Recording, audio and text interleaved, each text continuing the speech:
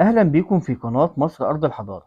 فيديو النهاردة من داخل المتحف المصري في التحرير، اللي بصراحة أنا سعيد جدا بالتطوير اللي بيتم فيه حاليا. بس ده مش موضوع حلقة النهاردة.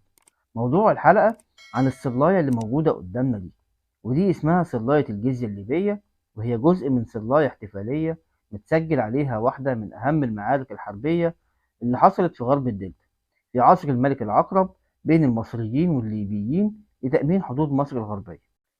الوجه الأول للصلاية عليه منظر ل7 حصون، كل حصن موجود فوق منه رمز مقدس ماسك فاس بيهدم بيه الحصن.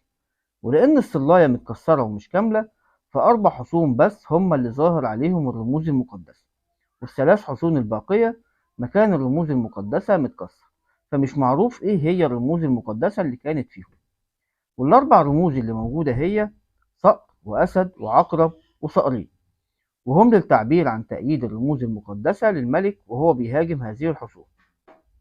أما الوجه الثاني للصلاية منقوش عليه أعداد من الثيران والحمير والكباش في صفوف متتالية، وهي دليل على الغنائم اللي حصل عليها الجيش المصري من المعركة.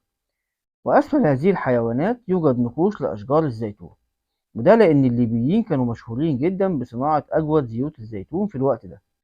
وتصوير شجر الزيتون على الصلاية بيظهر إن زيت الزيتون كان من ضمن الغنائم، وموجود جنب أشجار الزيتون على اليمين علامة هيروغليفية تقرأ تحنون، ومعناها القبائل الليبية.